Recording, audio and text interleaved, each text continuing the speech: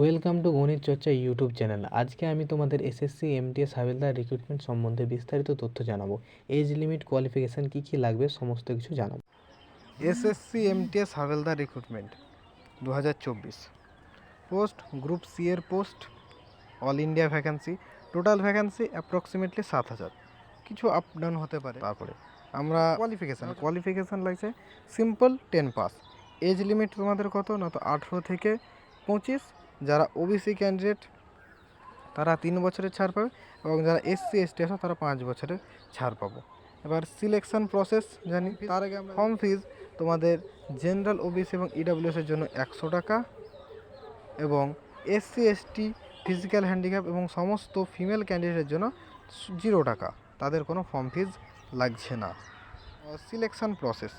Selection process কি, প্রথমে তোমাদের একটা সিবিটি এক্সাম হবে, টায়ার 1 এক্সাম সিবিটি।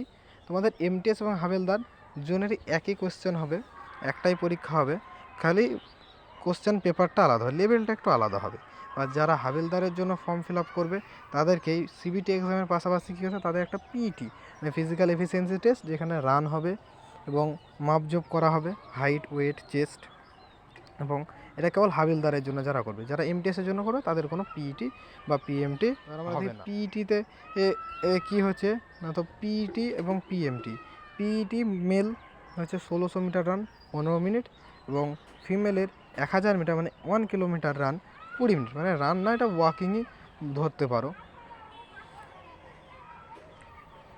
তারপর আমরা হাইট কত লাগছে, হাইট লাগছে মেলদের ক্ষেত্রে হাইট লাগছে 157.5 সেন্টিমিটার, এবং চেস্ট লাগছে 81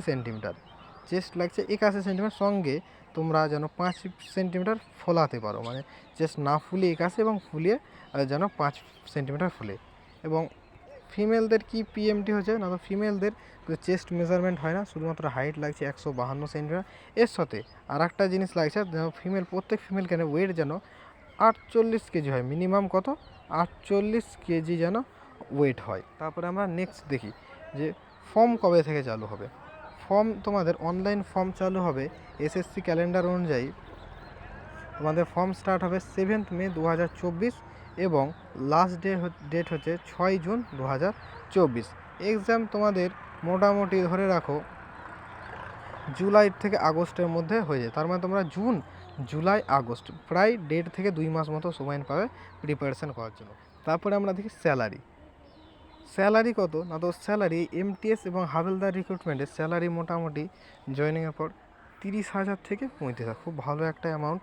একদম জয়েন করে 30,000 পরে এটা তোমাদের যেমন হবে প্রমোশন হয়ে এটা প্রায় 60,000 প্লাস, 60,000 প্লাস হয়ে যেতে পারে তো প্রমোশন হয়ে। যারা এতক্ষণ পর্যন্ত আমার ভিডিওটা দেখলে তার জন্য তোমাদেরকে থ্যাংক ইউ, এবং চ্যানেল যদি নতুন হয়ে থাকো তো চ্যানেলটিকে লাইক এবং সাবস্ক্রাইব করে দিও এরকম আরও চাকরির পরীক্ষা রিলেটেড আপডেট পাওয়ার জন্য।